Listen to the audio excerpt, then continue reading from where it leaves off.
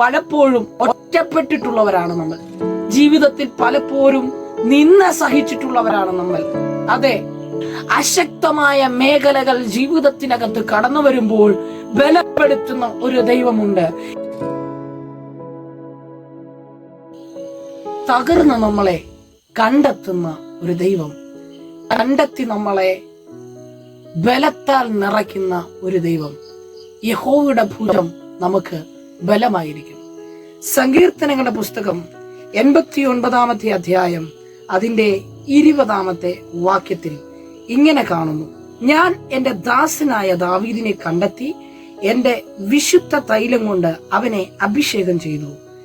എന്റെ കൈ അവനോട് കൂടെ സ്ഥിരമായിരിക്കും, എന്റെ ഭുജം അവനെ ബലപ്പെടുത്തും.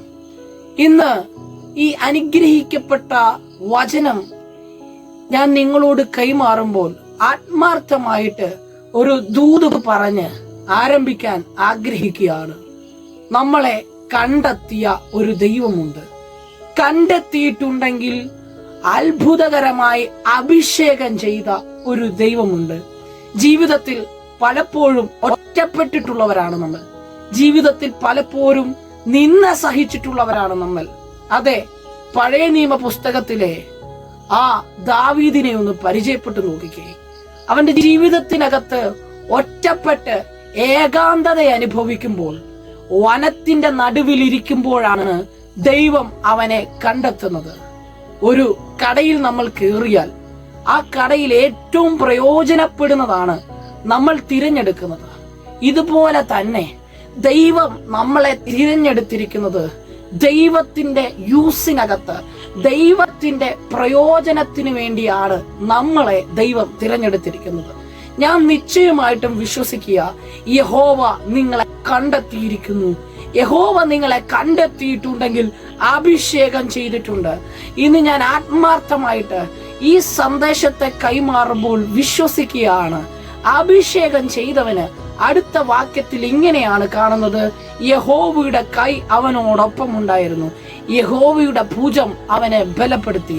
അശക്തമായ മേഖലകൾ ജീവിതത്തിനകത്ത് കടന്നു വരുമ്പോൾ ബലപ്പെടുത്തുന്ന ഒരു ദൈവമുണ്ട്.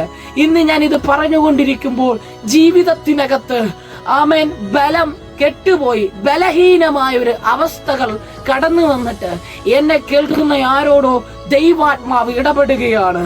നിന്നെ ബലപ്പെടുത്തുന്ന ഒരു ദൈവമുണ്ട്.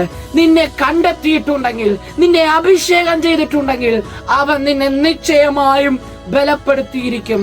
യഹോവയുടെ കരത്തിന്റെ കീഴിൽ താനിരിക്കാം. കർത്താവ് അനുഗ്രഹിക്കട്ടെ. പ്രാർത്ഥിക്കാം. പരിശുദ്ധനായ ദൈവമേ, സ്വർഗീയ നല്ല പിതാവേ, ഞങ്ങൾ കേട്ടതുപോലെ ഞങ്ങളെ കണ്ടെത്തി അഭിഷേകം ചെയ്ത് അങ്ങയുടെ ഭുജത്താൽ ബലപ്പെടുത്തുന്നതിന് നന്ദി. ശക്തിയോടെ മുമ്പോട്ട് ജീവിക്കുവാൻ കർത്താവ് സഹായിക്കണം.